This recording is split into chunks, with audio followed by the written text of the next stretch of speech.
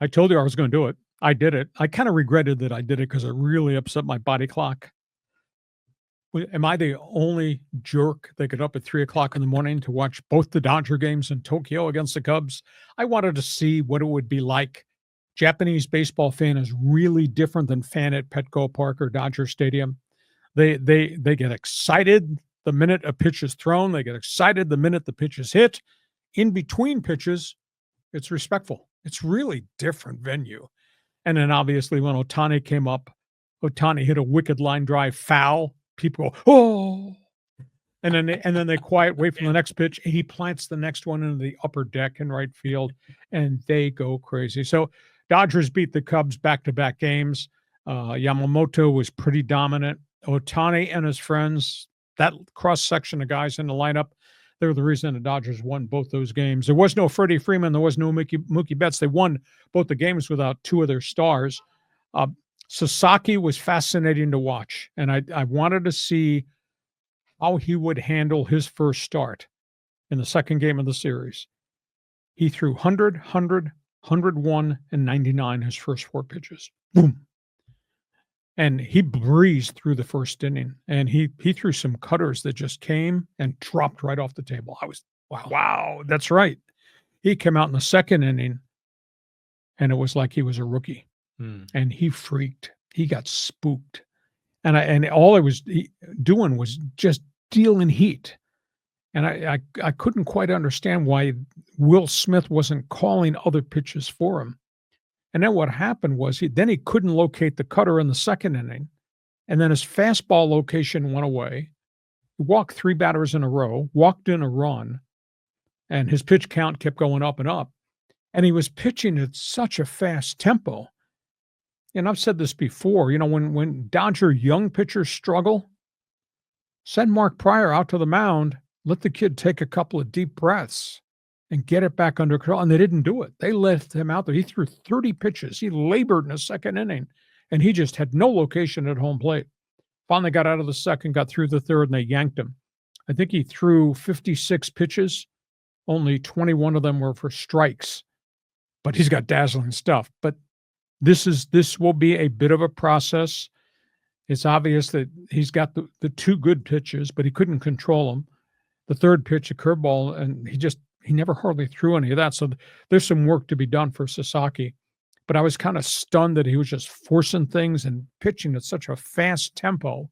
Nobody came in from first base to third base just to break up the rhythm and let him catch his breath. The kid was just really hyper. No doubt he's got unbelievable stuff, but they're going to have to work a little bit more with him. By the way, speaking of Dodger baseball, in typical Dodger fashion, as we get to opening day, Dodgers have 11 pitchers on the disabled list already. It's already started. We knew a few of them were going to start the season. A whole bunch of them are starting the season on the disabled list.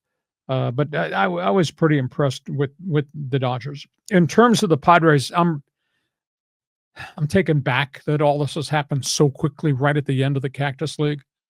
Darvish now has elbow tendonitis. Initially, it was elbow tightness. I don't know that he's going to be able to pitch next week. They want him to throw in an exhibition game or a minor league game. But if he's not throwing at all right now and he's been shut down for maybe close to a week, that's not good. So you got the Darvish situation. You obviously do not have Matt Waldron, who's going on the disabled list. They've lost Johnny Brito. So suddenly they got holes in their rotation. And their rotation right now is going to be Dylan Cease, Michael King, Nick Pivetta, and then try to figure out what they do at 4, what they do at 5. And then we still have the unsolved mystery of what's going on with Robert Suarez, which is a real problem. So the Padres are not ready to start the National League season because all these glitches to their pitching staff. I'd be really, really kind of worried about that. John, did you watch the games? Well, I didn't stay up at 3 a.m.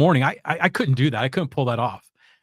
Well, I don't know how the hell you did it. I went to bed at 10. I woke up at 3:05. You set the alarm? Yeah, I saw the first pitch at 3:10. Usually you're always moaning and groaning about how you never get a full night's sleep. No, I don't.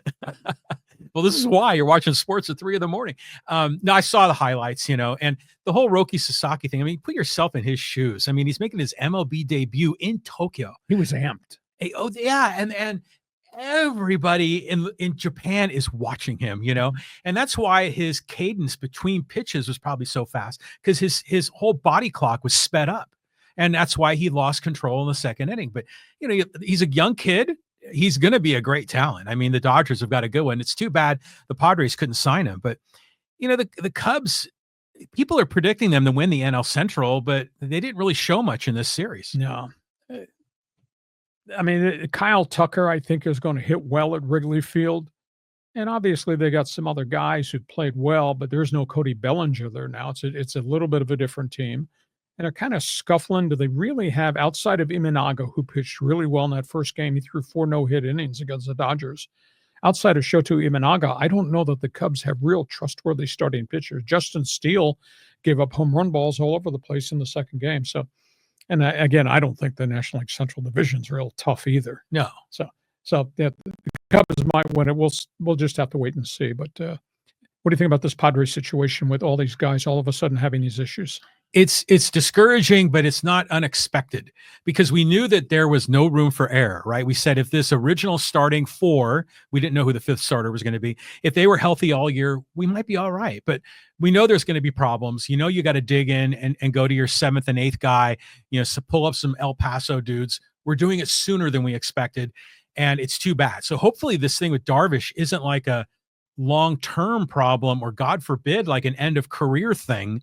Hopefully it's just like a minor setback. He's had elbow issues 3 years in a row now, and he had surgery in 15. A lot of people don't remember that. But we'll just see. But the fact it started out as elbow tightness after a spring training start, and then it advanced to inflammation, that stuff doesn't calm down real quick. Sounds like different diagnoses from different people. To him, it's tightness. Then he goes, sees the physical therapist, and they say, oh, inflammation, and now tendonitis. Not good. Obviously not good. But our buddy Stephen Kolek, who we're kind of rooting for, he got kind of rocked a little bit in his last outing. Banged around, but he's had 3 decent starts, and I think he's probably first guy in to be maybe the 4th starter or the 5th starter. Yeah, I don't know where they're going to go after that. Well, it's got to be Vasquez. I mean, because it's not Waldron, or maybe it's Hart, the new lefty. So it's going to be, we're going to have kind of, these guys are going to be opening some eyes. Might be a bullpen day is what you're telling me. Yeah, that too. Okay. All things Dodgers, Padres. Feel